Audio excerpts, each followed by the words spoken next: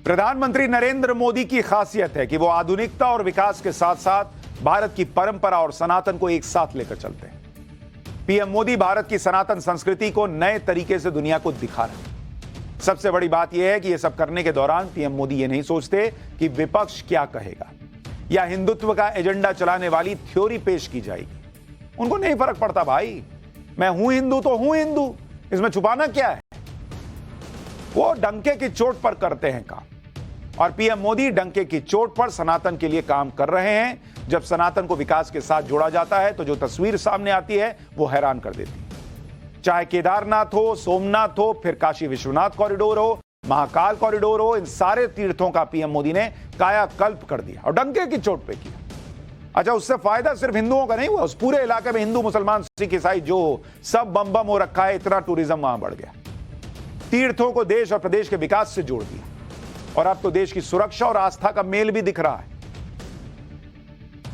किस तरह से नरेंद्र मोदी, अभी आपको बताऊंगा, आपको हैरानी होगी, आपको लगेगा कि आस्था और देश की सुरक्षा का क्या मेल हो सकता है, यह कैसे हो गया।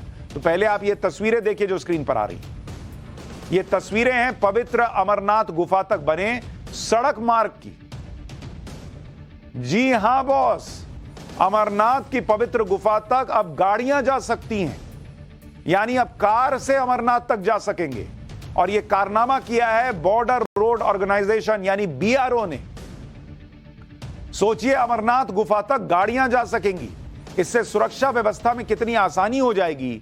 अमरनाथ गुफा पवित्र तीर्थ होने के साथ साथ बहुत संवेदनशील क्षेत्र भी है, क्योंकि यहां से बॉर्डर बहुत दूर नहीं है। बीआरओ ने अमरनाथ तक के मार्ग को चौड़ा किया है, और यह पूरा रास्ता पहाड़ पर बना। आप देखिए ना कैसा दुर्गम इलाका है, गाड़ी चलाने वाले के हाथ पैर कांपेंगे, ऐसा रास्ता है, लेकिन बना दिया बीआरओ ने रास्ता। और 6 नवंबर यानी कल बीआरओ की टीम इसी रोड से अमरनाथ गुफा तक पहुंची है, जिसका वीडियो आप देख रहे हैं। यह पहली बार है जब अमरनाथ गुफा तक कोई गाड़ी पहुंची हो। यह वीडियो देखिए आप एक बार, कितना शानदार है। पहाड़ों को काटकर बनी सड़क पर बीआरओ की गाड़ियां कैसे चल रही हैं, फिर आगे की बात बताता हूं।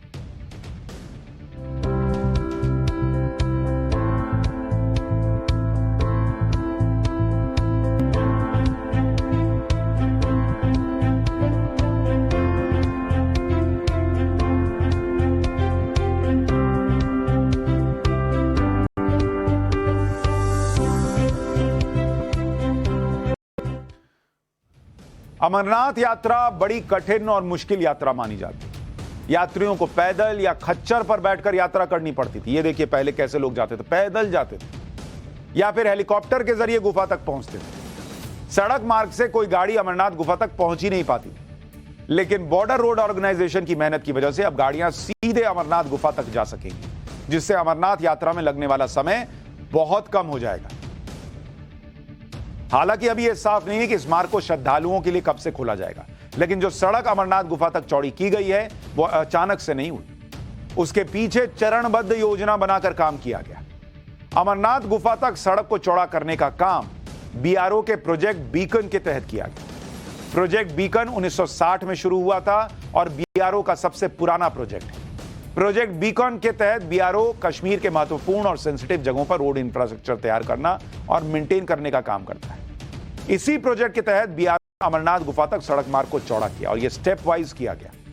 जून 23 में बरारी मार्ग तक सड़क को चौड़ा किया गया। उसके बाद संगम बेस तक सड़क को चौड़ा किया गया।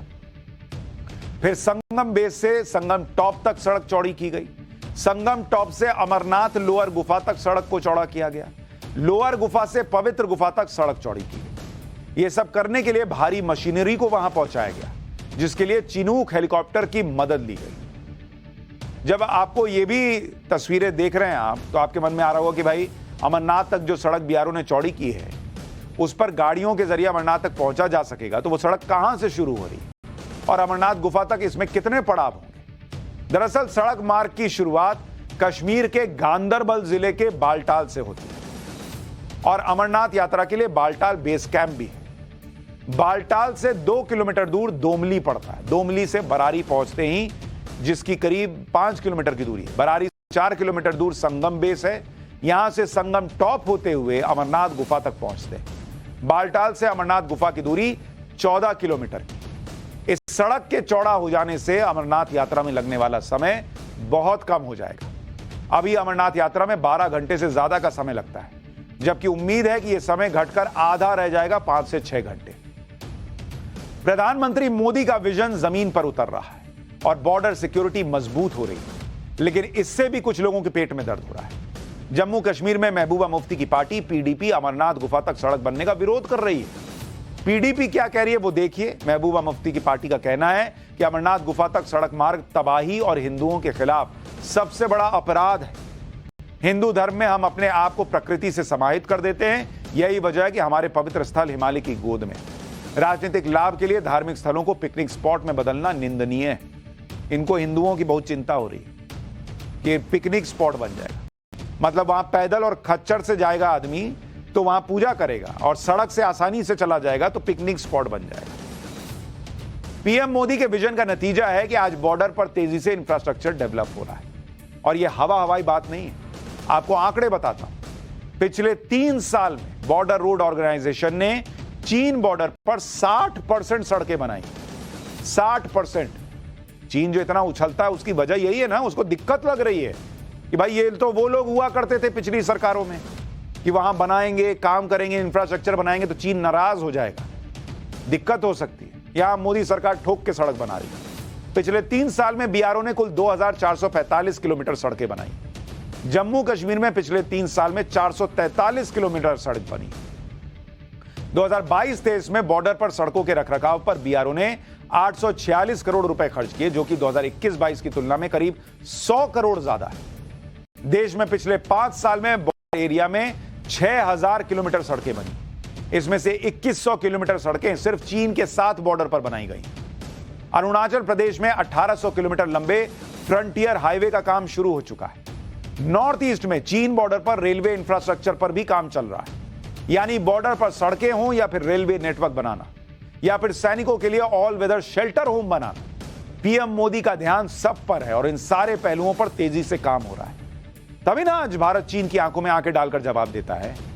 सड़क ही नहीं होगी आप कैसे लड़िएगा बॉस? सैनिक को रहने के लिए एक जमाना था बुलेट प्रूफ जैकेट नहीं दे पाती थी सरकारें, यहां उसको रहने के लिए ऑल वेदर होम मिल रहा है। सुरक्षित रहेगा तब ना आपको सुरक्षित रखेगा। लेकिन जब सुरक्षा की बात हो रही है तो आपको अगला चैप्टर भी देखना चाहिए। पाठशाला में अब टाइगर